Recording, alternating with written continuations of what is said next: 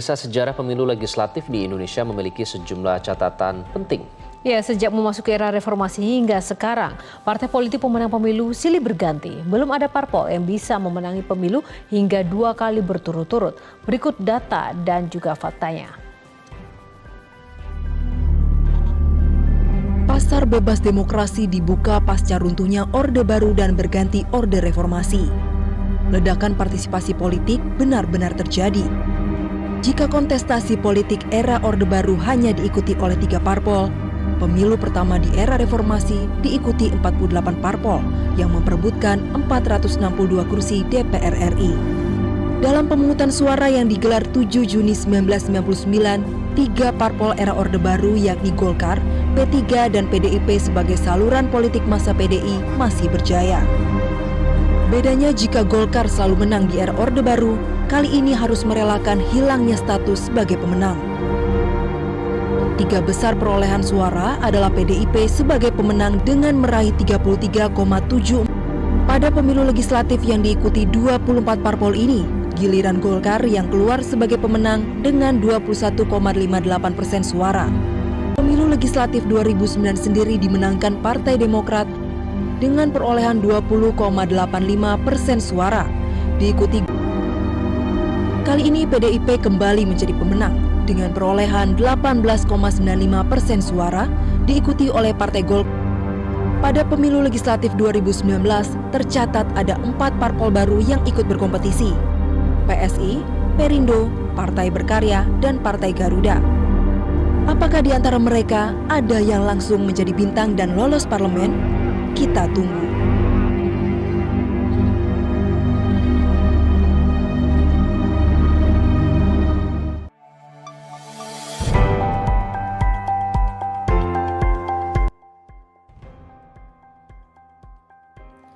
Lahirnya era reformasi sebagai cermin dari sikap bangsa untuk kembali pada sistem ketatanegaraan sesuai dengan konstitusi yang dikonstruksikan sebagai kesepakatan tertinggi, atau bahkan sebagai kontrak sosial seluruh rakyat untuk dan dalam bernegara.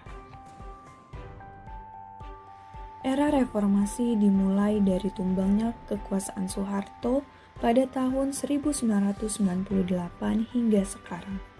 Perkembangan politik pada masa reformasi, di mana rakyat dibebaskan dalam berpendapat, antusiasme dan partisipasi, di mana dalam hal ini masyarakat dalam bidang politik semakin tinggi, salah satunya dalam pembentukan partai-partai baru.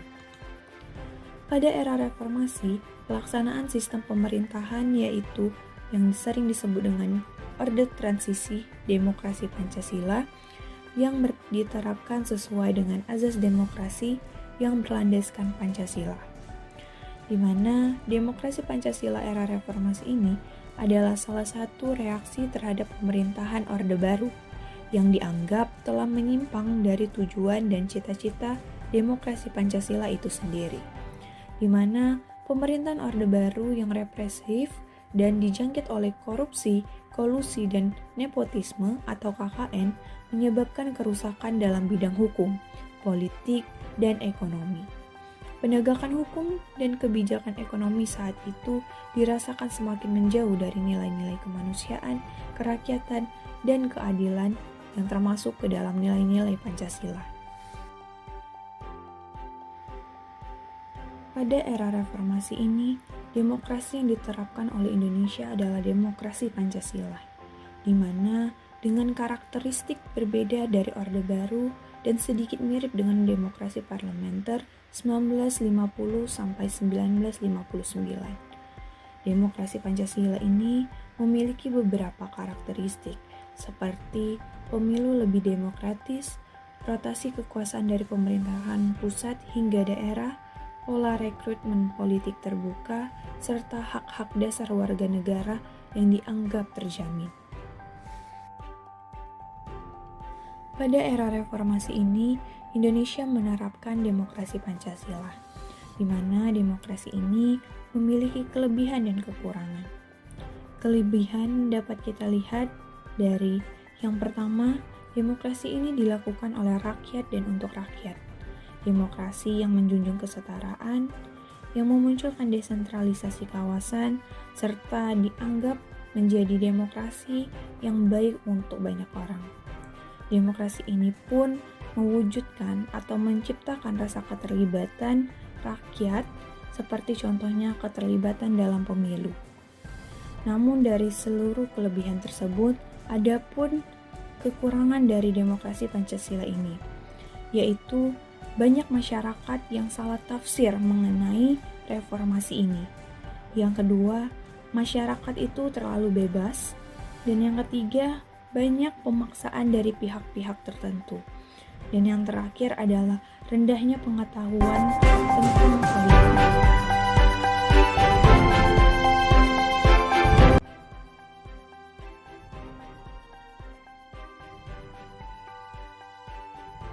Pemilu merupakan salah satu bentuk dari karakteristik demokrasi Pancasila di bidang politik pada masa reformasi. Perkembangan politik di Indonesia yang berjalan sangat cepat sejak reformasi pada tahun 1998 ini tidak sepenuhnya berada di dalam kontrol kaum pergerakan. Untuk tidak dikatakan telah jatuh ke tangan kelompok ideologis lain, secara sederhana dapat dikatakan bahwa kekuatan liberal yang memasuki ide-ide liberalisasi politik sekaligus liberalisasi ekonomi lebih dominan. Oleh karena itu, dibutuhkan peran dan implementasi Pancasila dalam era reformasi ini. Di mana meski demikian, kita tahu bahwa tantangan-tantangan akan selalu hadir pada setiap bentuk dari demokrasi Pancasila ini. Beberapa tantangan dalam mengimplementasikan nilai-nilai Pancasila ke dalam demokrasi Pancasila di masa reformasi dianggap semakin memudar. Akibatnya adanya situasi perubahan sosial dan berbagai tantangan sehingga masyarakat seperti kehilangan nilai, arah, dan tujuan untuk bersikap dan berperilaku. Tantangan-tantangan tersebut antara lain kehidupan yang terlalu bebas, menurunnya rasa persatuan dan kesatuan, perkembangan dunia yang semakin cepat. Contohnya, dengan adanya media sosial, banyak orang yang memanfaatkannya untuk menghasut dan menimbulkan konflik.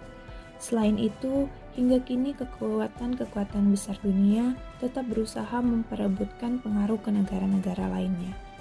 Selanjutnya itu mencoba membangun masa depan dengan pandangan hidup yang lain. Maka dari itu, kita harus lebih bersikap kritis untuk mencegah penyusupan ideologi lain yang tidak sesuai dengan nilai-nilai Pancasila.